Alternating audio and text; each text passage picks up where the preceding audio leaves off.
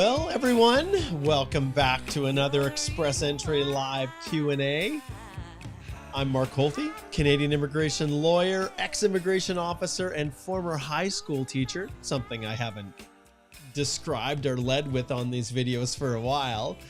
And I've blended all of those little background experiences and credentials to produce this, which is our live Q&A that has been going on for years now, you guys. Every Wednesday morning, 10 a.m. Mountain Time, right out of my fine province of Alberta, Canada. I'm located down in Lethbridge. I've got a couple lawyers in Ontario, another lawyer in Calgary, Calgary, and Igor is getting ready to, he's getting ready to join the ranks of us lawyers. So the firm is growing and we are hiring. So if you are an immigration lawyer, you're looking for a new opportunity, hey, immigration is the way. So thanks so much for connecting in, everybody. I'm going to be very excited to see what's happening at 1 o'clock Mountain Time today, because this fellow here is up for another announcement. And this time it's for all of the Ukrainian citizens that are in Canada. Over 500,000 participated in that QUET visa program, that Canada-Ukraine emergency authorization for travel, the work permits, everything associated with it. So it's pretty cool to think about, what Canada did for all those citizens of the Ukraine. And I'm excited to see that they're here and that they're safe and that there's opportunities, and we'll see where it goes. But Minister Fraser is definitely going to be making some announcement today at 1 p.m. So stay tuned, because we may very well go live right at that time. I should probably check with Igor here and just see if he can get that queued up for us. Another watch party, maybe. Those are kind of fun. So let's see what we've got going on here. Actually, my Teams, I had it turned off. We communicate within the office here using Microsoft Teams. So so I think I'm gonna post a little message here while I've got you guys live and say, just tell Igor, he's the mastermind behind this stuff, you guys. Do you think we can do a watch party at 1 p.m. today for the minister's announcement? We'll just see. You can join me. And the beauty of this is that Igor has the ability to obviously communicate. He's from Ukraine himself, and he's just going to be a tremendous help to the Ukrainian community here in Canada with his expertise and the things that he's learned within the firm and all of our support. So fantastic, fantastic. So we'll see where it goes. All right, Minister, hang tight. I'll be joining you shortly. All right, let's see who we've got here tuning in to our live today.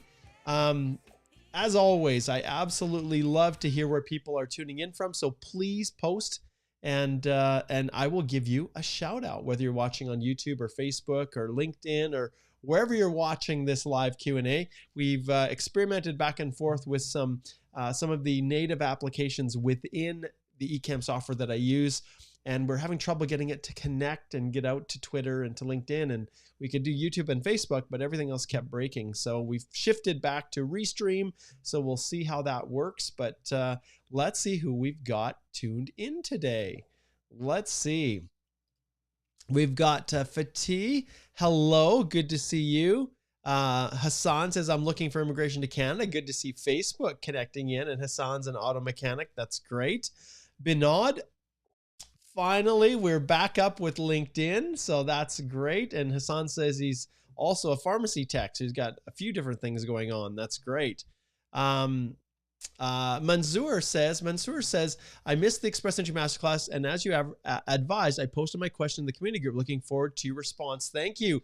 That's great. I love that. So we are in the midst of our masterclass for the Express Entry, and I'll be honest, if you have not yet subscribed to the course, there is still time for you to do that. I'm going to pull it up and just explain here what I've got going on. But those of you in the link below, you'll see that there is a link to our Explore the Courses, the Express Entry course and masterclass. And so not everybody can attend the masterclass for whatever reason. The timing doesn't work.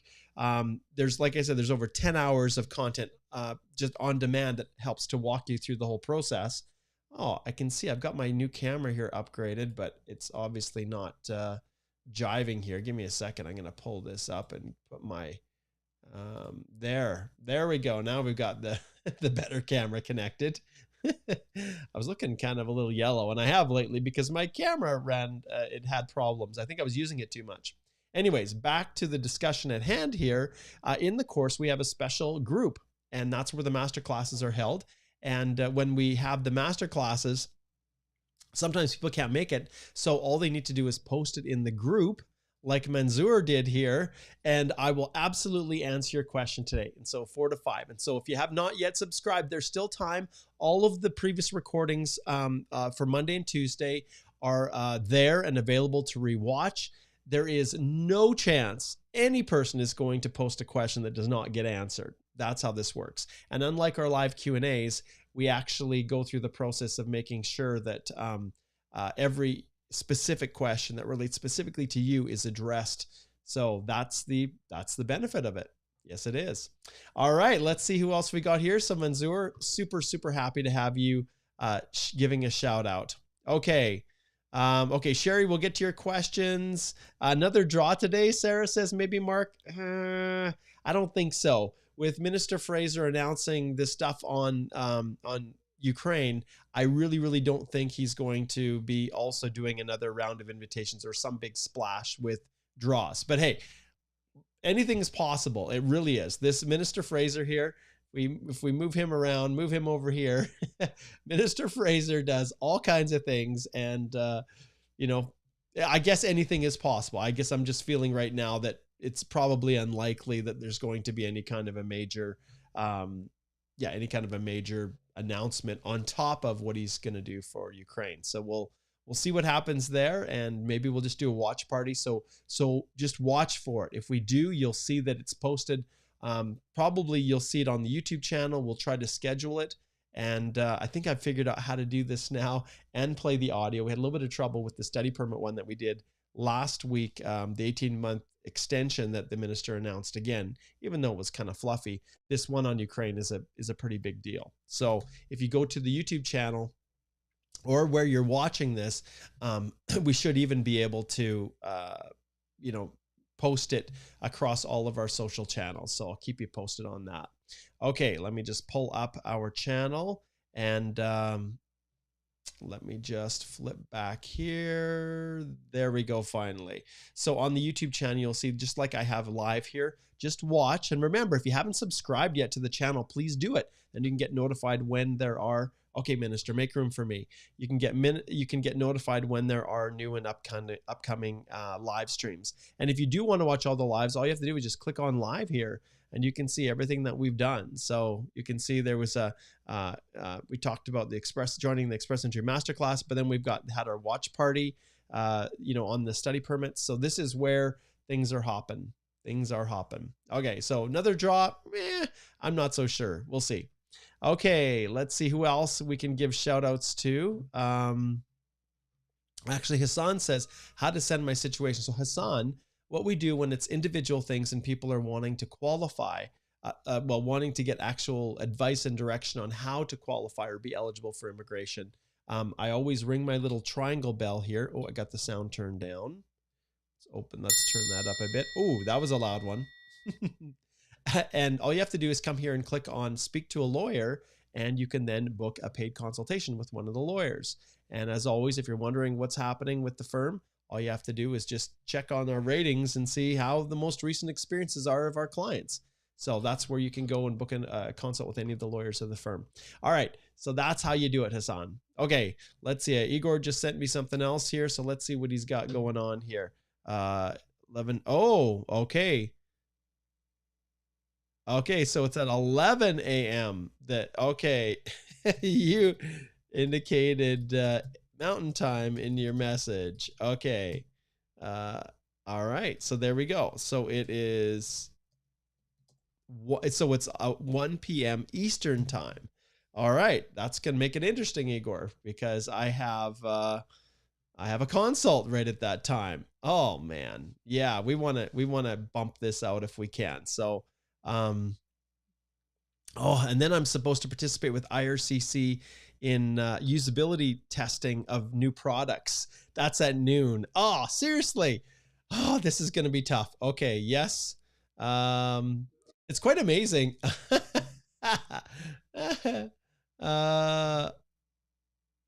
Oh, well, now Igor's really confusing me. Which is it?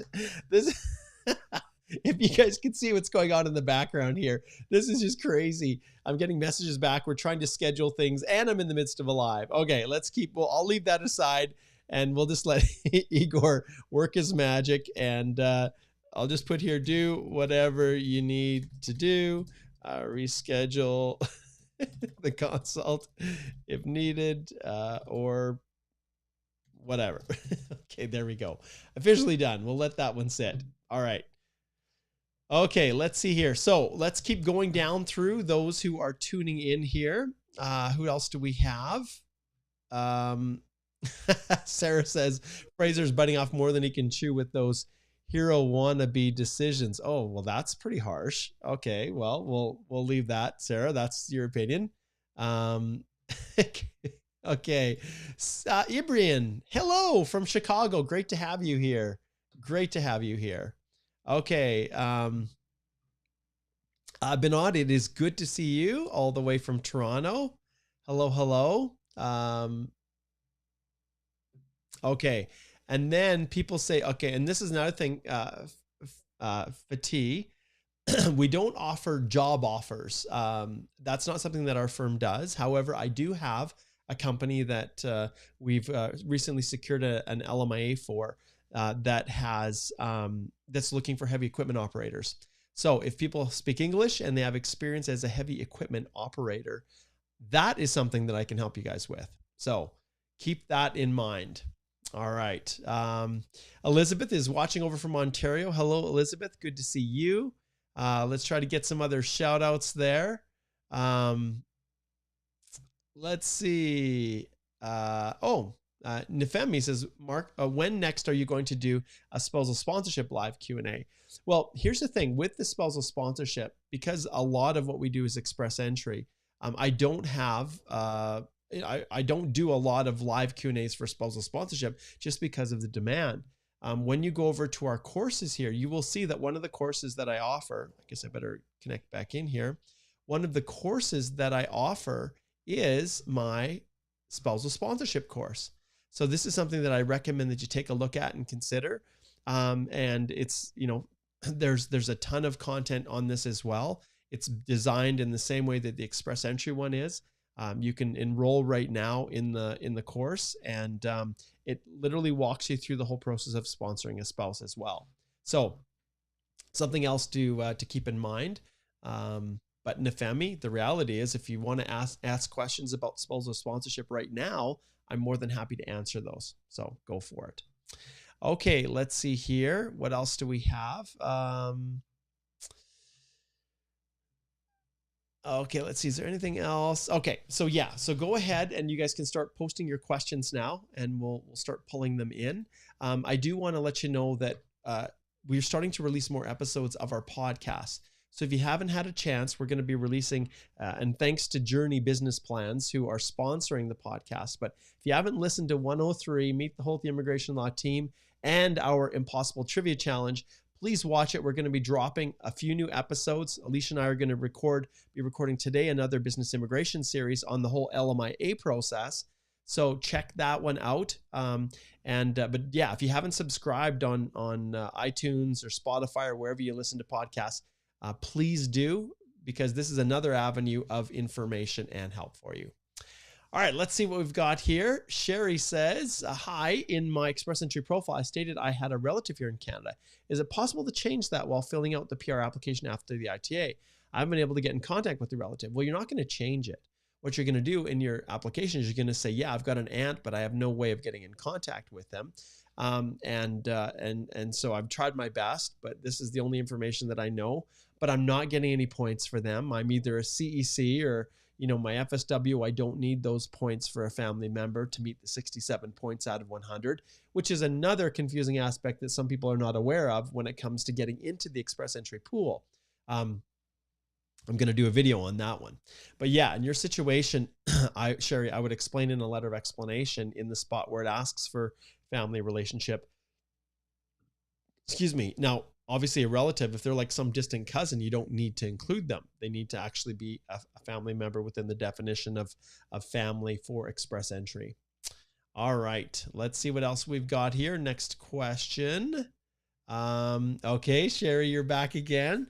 I got an ITA last draw with the postgrad work permit extension coming. Which would it be wise to apply for, the extension if eligible or bridging open work permit?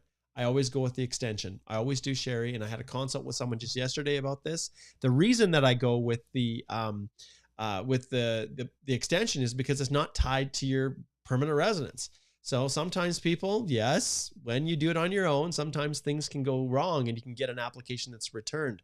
Well, if you're basing your work permit extension on that PR and then it's returned because you forgot to include a color copy of your police clearance certificate and you included a black and white one, well, it can jeopardize the issuance of your bridging open work permit, and then you can be without the ability to work. So I always prefer work permits that are independent. So if it's available, I do the postgrad work permit extension. And if your PR takes longer to process and you're running out of time, you always have the ability to bridge after that. So that's how I approach it, Sherry. Okay. Okay. E E says, how did you get that as a, that's awesome. E as a YouTube handle. Does IRCC verify who paid the employer compliance fee? Will they check the name of the cardholder? Okay, so this is pretty simple. As far as the employer compliance fee, the employer portal fee, the employer needs to pay it. And if you are the one paying it, it's misrepresentation. And I wouldn't have any involvement with anyone who is going through that process. IRCC can always go back and ask for copies of the receipt and proof of payment. They can verify anything that's a part of the attestations that the employer makes. Because remember, when the employer is attesting to everything in their application for their labor market impact assessment or any application through the International Mobility Program for a work permit, IRCC can ask for anything. And if the employer is found to be non-compliant, there are fines. We call them amps and bans, administrative monetary penalties, bans from the program, and you as a worker can also get into trouble. So that's a question that, yeah, they can totally do it. They can. And avoid anything that even remotely looks like misrep. Man, our industry is so full of corruption. It just, I hear over and over about people who pay $30,000, $40,000 for job offers to crooked, useless employers that I wish their businesses would be shut down. Anyone who's exploiting a worker, essentially saying, hey, I'll give you a job offer, but you pay your own wage and we'll work the paperwork, or any agents or consultants or even lawyers who are getting involved in any kind of corruption like that. I wish they would all be disbarred, removed as consultants, and the businesses literally shut down. That's what I'd love to see. But unfortunately, you guys just never say anything about it. People are desperate to come to Canada and they're willing to do anything. And the hard part is when things go south, then everybody's looking for someone else to blame, which is usually the case. Okay, Manpreet says, in my work permit application, I mistakenly mentioned the wrong date, May 2020 instead of May 2022 for my part-time job. My work permit application is already approved. What should I do now? Can it be a problem? No, those types of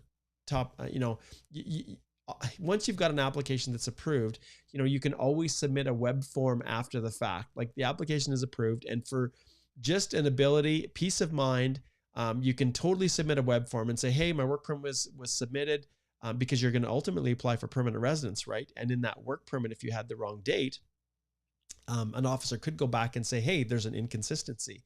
So a web form is how I deal with that. I just send it and I say, hey, it was part of this file, which has been approved. In the application, I noticed I put the wrong date. I just wanted to correct it and say that, May 2022 is for the part-time job. It's not a huge issue, but you definitely, it does not hurt in any way to correct that. Okay. Let's see what else we have next. Okay, I'll just give a little shout out to Krishna.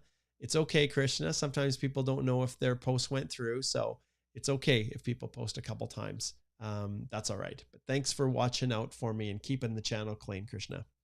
Okay, let's see what else we have here. Who is next? We do good. It's great to see that we've got YouTube, LinkedIn, and Facebook. So that's awesome. We've got those feeds. Okay, Elizabeth says, I applied for an extension of a postgrad last August. It's been 7 months, still no response. Should I try raising a web form now? Yeah, I would, Elizabeth. That's well beyond the processing times. Let's slide back here and let's just see where we're at with processing times. So IRCC, processing times, and they don't distinguish between regular work permits and postgrad work permits in the actual processing times that they've posted here. So work permit from inside, initial and extension. Processing times you can see is at 154 days. So you can see that's about 5 months or so, right around there. And if you're already at 7, Elizabeth, that's a pretty clear indicator that something is amiss here. All right. Okay. All right. I get a lot of this, Japnik. So I'm going to ring the bell here. Anytime we have individuals who are asking, what should I personally do? I don't want to provide legal advice without understanding your whole situation. So always I'll ring my little triangle here and tell you to book a consult. But let's take a look at your question here. So, hi, Mark, I've applied for a postgrad in Canada. I'd like to visit my home country while it is being processed. Could you please let me know? Can I do it? If yes, what should I do before I leave? Jabnik, that all of those indications, I'm never going to give you specific advice. Now, I'll talk generally. So generally speaking, if someone has a valid temporary resident visa, so the visa that's imprinted in their passport that allows them to leave and come back, they have a valid work permit or study permit, then rarely would I have any issues with someone leaving and coming back. But when you have an application that's pending, anything can happen. We saw through the pandemic how many people, especially India, pandemic hits, a wave comes through. Canada says we're not accepting anyone from India until there's authorization to travel, and then people were stuck, and they had just a whole host of problems. And remember, once your postgrad is issued, then if you're not working, you're just burning up that time. So I'll never advise someone to travel until I've actually reviewed their whole situation to see where things are at. But no, I really wouldn't advise you to travel until you actually have your postgrad work permit in hand. I'm assuming when you applied, you also have the ability to benefit from maintained or implied status and work the moment that you submitted that application. So do you not want your Canadian experience? And even a short little trip, when you leave and come back, you can't benefit in the same way. You have to wait for the postgrad to be issued before you can work. So that, bearing, other details that you're not telling me, that's my advice, Jabnik. A bed. We're going to cheer and celebrate this. Just want to say this, after 2 years of waiting on my FSW Inland application, I finally got my COPR. Your live sessions helped a lot. Thank you. Thank you so much, Abed. And one thing I want to tell all of you guys, okay, if you like what's happening here, if you feel this is beneficial, if you feel the advice and direction we're giving, if is useful to you, if you feel like when you go to our firm and you book a consult that you get the help you need, or when you actually hire our law firm through our collaborative direct lawyer to client process, and you get those, which I love when people tell me that things worked out for them. The one thing that we love so very, very much is when people go to our Google page and actually leave a review for Holthe Immigration Law. And it really, really means a lot, because this is how people judge, is this worthwhile? And we work unbelievably hard to really put our clients first. And that's part of the reason we do this. It covers everything that we do. And, and the 4.9 star rating, we just started this about a year and a half ago. And we figured out how to do our Google reviews because we were virtual and we didn't have a physical address. So it prevented us initially in 2020, when I restarted the firm, from having Google reviews. But we managed to figure it out. And now I have actually an office in Lethbridge that I've set up, a physical office where I can meet with people. And come April 1st, we also will have our office in Calgary as well, because some people just want to connect in person and say hello. So we're also expanding. So I'm excited to announce that and see how things unfold. But at this stage, yeah, please, if things are good and you appreciate the help, even here on the Canadian Immigration Institute, please go and leave a review, because that really makes a lot of a difference for us and it helps to get the word out. So thank you, Abed. Congratulations. Okay, let's see here. Okay, Promise says, you're still waiting, right, Promise? Hi, Mark. Is self-employed foreign work experience accepted for FSW? Yes, it is. It's only work experience from within Canada that was obtained while studying full-time, or that was that self-employed that's not accepted. And it might be interesting just to see. Let's dig through and I'll show you guys.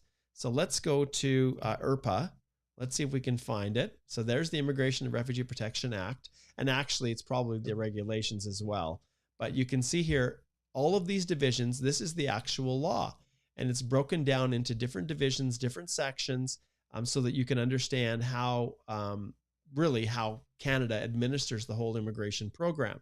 So you can see it's all, there's a whole bunch of other, a whole bunch of other acts and transitional provisions and things like that. So that's the Immigration and Refugee Protection Act. When we go to IRPR, the Immigration and Refugee Protection Regulations, let's see if this comes up. Boy, I've looked at this quite a bit, haven't I, guys? So when you go here, this is where it breaks down into more detail, the actual programs. So you can see permanent residence, economic class, that's us.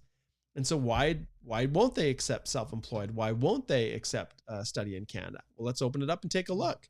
Okay, here's one thing I'll point out. Lots of people are asking too. Well, why can't I stay in Quebec? Well, part of the actual provision for this class, and if we look at the Canadian Experience class, is that you be able to demonstrate, okay, that you may become permanent residents on the basis of your ability to become economically established in Canada and your experience in Canada and their intention to reside in a province other than the province of Quebec. So that's where that comes from.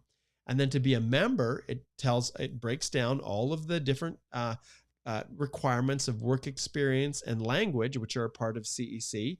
And then you can see here, and this is the subsection 3 here. Any period of employment during which the foreign national was engaged in full-time study shall not be included in calculating a period of work experience. So it doesn't mean if you're holding a study permit, it actually means are engaged in full-time study.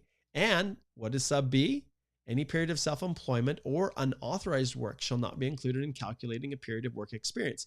But this is just for the economic classes. There's no mention of this in the context of, say, the federal skilled worker program right here. And so when they're looking at the requirements, there really is, when you're scrolling through all of the different point systems, adaptability, you can see here, all of these arranged employment. These are very similar and mirror the comprehensive ranking system. All of these requirements. Interestingly enough, the same need to perform the actions in the lead statement and at least a substantial number, not most, like the IRCC website says, but a substantial number. So all of these factors here all play a role in how points are awarded. But remember, the ability to claim self-employed work experience from outside of Canada is absolutely acceptable. And I've done so many things. And I want to show you guys something too. I think sometimes you guys don't realize how long I've been at this gig. So if we slide over here, let's see if we can find here. And then I just type in self-employed and hit enter. You'll see that I have done, here's a happy client that I had a while back, 3 years ago, self-employed success story. How do I claim self-employed work experience? How do I prove work experience if I'm self-employed? You guys get the picture. How do I claim if I'm self-employed? So there is, you can see there's a lot of content on here that I think people just don't realize. So go there and search and you'll find. Now, some of it might be outdated, so you need to take it with a grain of salt, but understand we are, there's tons of other information there. Okay. All right. So next we've got Olusegun, who says, Olusegun. He says, I submitted my FSW inland application last week, and as of now, the app tracker shows all stages completed and COPR details uploaded. CIC account is yet to be updated. What does this imply? Dude, you are in the earliest stages, early. And I think you guys now understand, and I didn't talk about this as well, RCC application tracker, excuse me. Let me just see if I can pull this up. Let's see here. We just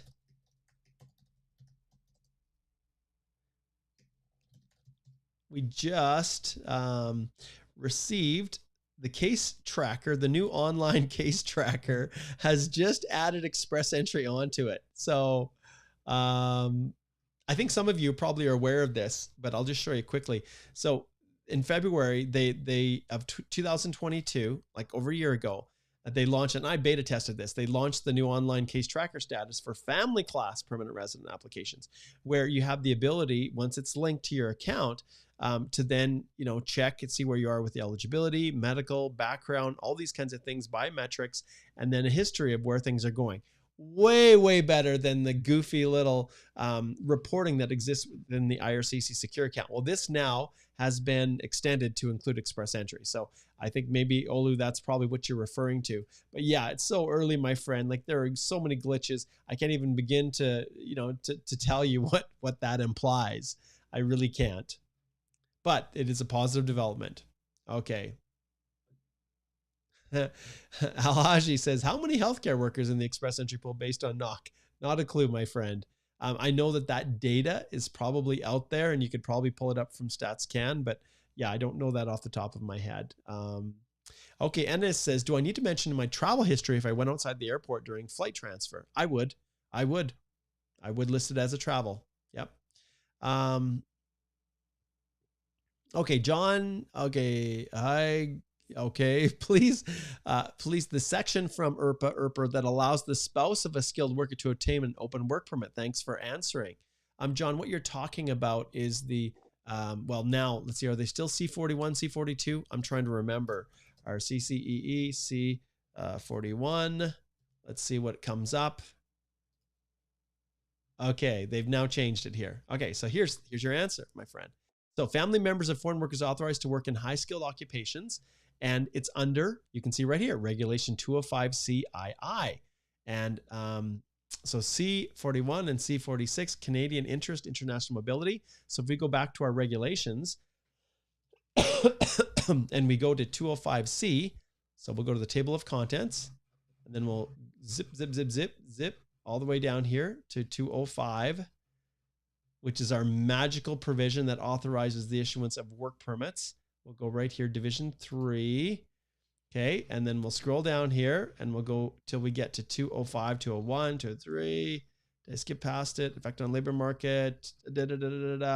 You guys asked for it, so I'm going to show it to you. Okay, we'll go to the next page here. 204, 205. Here we go. So there you go, Canadian interest. So basically what it's saying is that it's in the best interest of Canada to encourage high-skilled workers and international students to come study. And if you do, we'll give your spouse an open work permit. Now, right now, it's designed to be skilled. So ultimately, the minister is working on provisions that will allow even lower skill, like tier 4 or 5 workers, to have spouses eligible for these programs.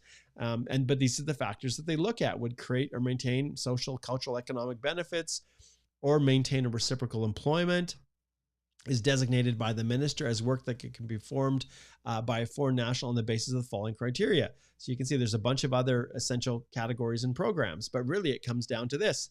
So R205 is the winner. And if you go to the, let's just see here, if we jumped there, it's CII specifically that they're referring to. So 205 CII right here.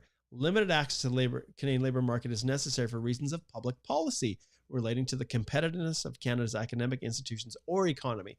That's the one that says, hey, it makes sense to give a spouse. There you go, my friend. Woohoo! We're diving in, getting right into the law here. We haven't done that for a while. Diving deep, John. Great question. Thanks. I'll give you one of these applause here. What do you think, Minister? Is John the bomb? Good question. Let's see. Just bounce if John is the bomb. Yeah, he's excited. He's excited. All right, let's see. Let's see what we've got here. Okay, Fatih, it says, I'm in Canada under the QUET program and work full-time as a permanent employee. Also, my job is a skilled one. My question was, when I'm applying for Express Entry program, can I say that I have a job offer since I'm already employed, or that doesn't apply in my situation? Great question.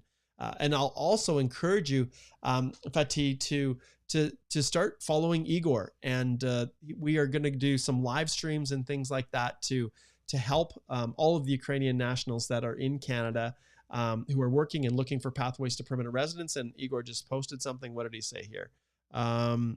It is 1 p.m. Eastern time, so 11 a.m. Wow, I guess I'm gonna have to end this quick to see if we can sort this out. I'm gonna post here. So what is the plan? Watch party. Okay, we'll see what he says. Okay. You know, Igor, you should just join me right now, and just so you can talk about it as we transition. Okay, looks like we've got it set up. So Igor, why don't I'll turn on my my guest here. There it is, and you can just join me. Once you join me, you can break it down because you're the one who's following it. You are the Ukrainian expert. So it looks like he's just headed to the university. Igor is also working with one of the professors at the University of Calgary on a project, as well as working with us. So he is within the faculty of law. So he is a busy dude. Okay. Okay, great. He has done it. So he's scheduled it. So 11 o'clock, right after this, immediately I'm going to go live to watch the minister's little announcement here. So we'll see what he has to say. All right. No rest for the wicked, is there, guys? Okay, so watch for that, Fatih, as well. But in terms of your question about job offers, for the purposes of express entry, your work permit needs to be specific. So if you're in Canada working, it needs to actually name your employer and not be an open QET work permit or a postgrad work permit. So no, it wouldn't work for the purposes of those extra points. Okay. Yes, Sherry, I think your question got answered. Okay. Fun. All right, let's see here. What do we got next? Kevin says, do I have a chance with 484 to be drawn before the start of targeted draws? We saw they did that big draw and it dropped it down to 490. I think it's going to be a little bit tough, but hey, we always do this, so why not continue?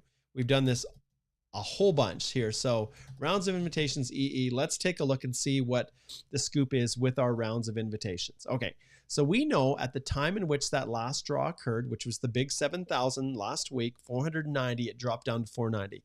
So what is it going to take to get to 484? Well, at the time that this happened, this is actually good because at 490, we know that back on February the 16th, so it just pulled a few of the 490s. So the tiebreaker, if more than one candidate has the lowest score, the cutoff is based on the date and time they submitted their express entry profiles. So if you submitted by February the 16th or before, so it only covers, there's probably, I believe, still 490s out there that weren't drawn. But if you look at who was in the pool, you kind of get an idea that all of these people, these 2,000, these 3,000, this 784, all of these were flushed out. And then some of these were. But do you see how many are in this range of 481 to 490? There's about 12,000. So how many are in the 484 range? You know, maybe 3/4 of these are still above the 484. Maybe there's, maybe 8,000 of these are ahead of you. So I think in the next draw, I don't know. I think they'd have to really do some big draws, I think, to get down to 484 right at this point in time. It's so competitive. And every draw, people flush in, they fill in. You can see when it comes to the number of people that are piling in, well, there was just a draw before. And, the PNPs, like there's almost 1,000 basically every 2 weeks for PNPs that come into the mix. So definitely we're in a little bit of a new world, and largely it's driven because of so many people with Canadian work experience that have French language. Those are really two big drivers. Okay. Mehmet says, do I need to provide proof of funds if I've been to Canada for a year and employed for full time? If you're drawn under the Canadian experience class, so your ITA is extended through the CEC, or you have a job offer, which is job offers that are supported by a labor market impact assessment or an employer-specific work permit under the International Mobility Program, and you've got that 1 year with a company in Canada, or maybe you're someone outside. Now, you said if you've been in Canada, so it doesn't apply to you, but job offers are also possible for a person, well, even in Canada, I guess, that don't support a work permit, but it's an employer who says, once they're a PR, I'll have a job waiting for them. So yes, there you go. So thanks for connecting in on Facebook, Mehmet. Okay. Okay. So what I recommend, Fatih, is that you just connect in and let's have a consultation. You've got a lot of questions about your specific situations and combining things. I think there's two options. One, if you're looking at express entry, I strongly encourage that you slide over and you actually subscribe to the course and join me right now. And then you can dive in and you can get all of your questions answered. Alternatively, like I said, the next best thing is to actually book a consultation with our firm, and both of the links to that are below in the description. That's what I recommend that you do. Okay, let me just try though to answer a few of these questions. Okay, I have a skilled job in Canada and abroad. My wife has both Canadian and foreign job experience in unskilled. Unskilled for your spouse, you're not going to include that in the work history section. So don't just say no for her if she doesn't have skilled work, whether that's in Canada or abroad. But in the personal history, if you get an invitation to apply, then that is where you're going to make sure you would disclose all of that work experience for your spouse. So can we claim some point for my wife's work experience as well, or does she need skilled? It must be skilled. Okay. And then the next question, can I combine the part-time experience I had during my studies with a year of PR qualified job experience to show more than a year experience in total? If the work experience was obtained outside of Canada and it meets the requirements, that it's skilled, it's paid, continuous, all of those things that are required for the federal skilled worker program, then you may be able to. It's only work experience that's obtained while studying in Canada that's excluded. Okay. Sherry, you're very welcome. Okay. And we see this a lot, Fatih. My past employer was refusing to provide me with an employment letter. Is there a way I can still claim that experience without the document? Once again, I don't have the ability to dive deep into all of these questions, but in the course, you guys, that I'm doing right now, if I log in, I'll show you exactly what it looks like. We'll log in here quick. Within the express entry course right here. And yes, we did have a quet. I hope you used it. I hope you saw that, we offered that course for free. But anyways, you can see here as we go to mastering your documents, and there's literally 10 hours of content here. And then we go to records of employment. I have a video that's just for every individual document. This one's 23 minutes. You'll see here, one of the documents that I have is, what if I can't get a reference letter? Okay. And so I cover quite a bit of a detail in there, explanations and ideas for other things that you can use to prove that you actually have the work experience, even when you've got a jerk employer who's not cooperating. It happens more than you think. Okay. Sneha says, hey, Mark, I recently renewed my passport. How can I update this information with IRCC? Web form. Depending on the application that you're doing, it's going to be through an IRCC web form. And what is the web form? I think everybody probably knows what it is. IRCC web form will probably pull you right there. And you click on it, and there you have it. And that's where you update. Fill in the information that applies to you, and away you go. All right. Zipping through. Trying to get through as many as I can today for you guys. Okay. And remember, the watch party is coming. Apparently Igor has indicated that it is. Let's see if we can refresh this page and go back to home. Let's see. Oh, there it is. And Igor's going to join me. He's got it live. So the Quet extension announcement is probably what it's going to be. And it makes sense that, there's been such a massive uptake. So come click on get notified and join us, Igor and I. And yes, I'll be there supporting and providing background information on, anything immigration related. Igor is going to be driving the ship with actually doing the announcement and watching the minister and giving feedback to people. And it will be in English and Ukrainian and Russian and whatever language you're speaking. Igor's got it covered. Well, not whatever language, but the national language is typically that citizens of Ukraine would speak. We'll put it at that. Okay. So watch for that. That's going to happen in 12 minutes here. We're just about ready to wrap things up. Got a little scratchy throat. I need a little drink of water here. Mm-hmm. Okay, that's better. All right. Let's see what else we have here. Okay, Suhail says, can someone with a postgrad apply for an LMIA to get the extra 50 points? Yep, they can. Their company that is going to offer them the job can. Okay, Elise says, my company letterhead includes French and Chinese name of the company on the logo. Do I need to translate that Chinese name?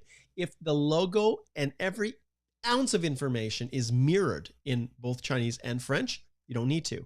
If there's anything in Chinese that's not and doesn't have a direct translation already on the letter, that portion needs to be translated.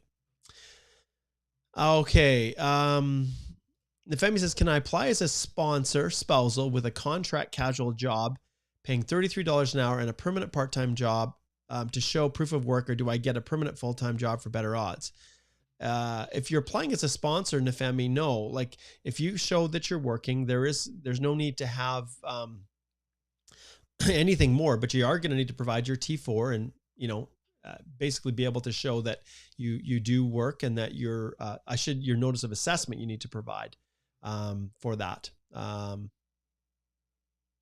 Okay. Olu says, sorry, I meant last month and not last week. Okay. Fair enough. Rajri says, when is the Saskatchewan job offer draw will come? I don't know, but you guys know that the PNPs have been given a larger quota of applicants. So all the provincial nominee programs have had their quotas increased. So that should mean more PNPs to come. Okay, Syed says, here from Toronto in Canada is an ICT on a closed work permit. Also, my wife, spousal open, working for a Canadian employer, but we are not able to claim job offer points for any tips. Well, unless she actually herself has an LMIA-based work permit, there really isn't, or she has a job offer that's supported by an LMIA, a permanent LMIA, we call them. She's not going to be able to get those extra points. So you just can't when you're on an open work permit. But you, after working a year, could claim your points. Okay. Yes, Cato says all Indian nationals are doing it. They are using security companies and they earn pennies so that those security companies give them letters as customer service supervisors, almost all security. Cato, I wish you guys would report it. This is the fraud and the corruption, right? And it's abuse. And it never ceases to amaze me how people will exploit their own countrymen. Indians do it to Indians. Filipinos do it to Filipinos. Nigerians do to Nigerians. Like it's somehow there's this element of trust, or maybe it's just this element of coercion, and you know how to exploit and to put people in brutal positions. Or maybe, I don't know, like where's the corruption? Personally, every single company, I don't care if the person's become a Canadian, if they're doing that, I wish they would have their citizenship stripped and they'd be sent back out of the country. But our government is just like, they're just don't have the ability, or they don't have the desire. I don't know what the excuse is, but I would crush them. I would shut down every single company, and anyone participating in it, guys, I don't have any sympathy for them. I think they should all be removed as well, because if someone is willing to do it, it's creating a market for it. And the people that are trying to do it right, that are trying to get those spots, because really those fake companies and fake offers are driving up the CRS score for people that are genuine. So even people that are involved in it, even if they claim that they don't know what's going on, you have a duty and an onus to understand whether or not what you're doing is legitimate. And if it's not, then I have no sympathy for people. And I think they and the companies and everybody else should be shipped out of this fine country of ours, Canada. We don't need that. If you're going to do it, go do it in your home country, not in our country. And it's ours, you guys. That's why it's so awesome. Okay. RC says received an email from IRCC confirming my PR application was approved, but the IRCC portal has not been updated. It still says your application is being processed. Is this normal? Yes, it is 100% normal. Okay, we'll go a couple more minutes here, then I'm going to wrap it up. Rafik says FSW Outland with AOR of January the 4th. Don't have any message on my account until now. A friend of mine got an IT on February and AOR a few weeks later. Does get the demand for biometric? Yeah. Everybody's different. Rafik, it all depends on the officer processing. No one is similar. And when you try to compare yourself to someone else, that's when you just get disappointed. So don't do it. Samantha says, hi, Mark, I got married after getting COPR. I had to add my spouse to my application. We got second passport request this week. We are so happy. I will give you some applause. That is great. That is great because that process can really take a long time, right? Strawberry Loque. Hey, Mark, watching from YouTube. Appreciate the knowledge you share. You're very, very welcome. Sherry says, for the postgrad, would I need to get a new program completion letter from my college I went to? For the postgrad work permit extension, we'll see what happens, Sherry. We'll see what the program delivery instructions say. April the 6th is when the minister's supposed to say something about it. Okay, let's see what else we have here. I'm just going to select one more and then we're going to wrap it up so I can slide over here. And if you guys want to slide over and watch with me, please do. Me and Igor, the QET extension announcement. It may just be that. It might just be short. Hey, this is what we've got going on. But you'll remember when the QET visa was first launched, they said that there would be a permanent resident program for family sponsorship for Ukrainian nationals. So who knows what's going to happen.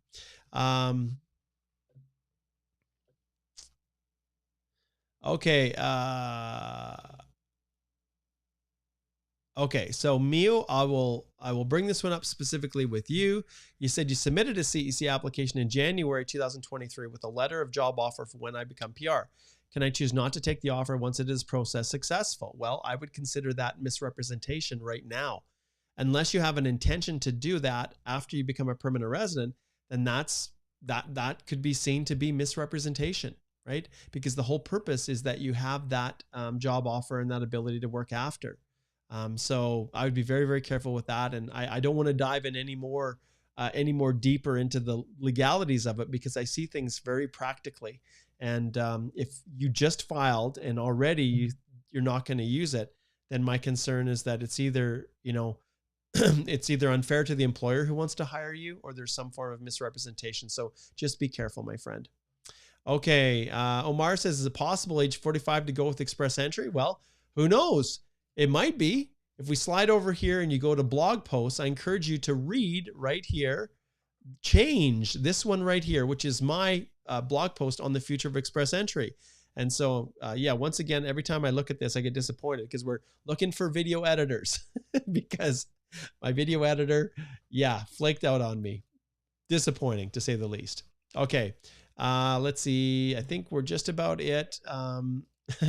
Thanks, Mark. I'm definitely going to watch the videos. That's great. Promise and join me. Promise you can join in the live Q&As.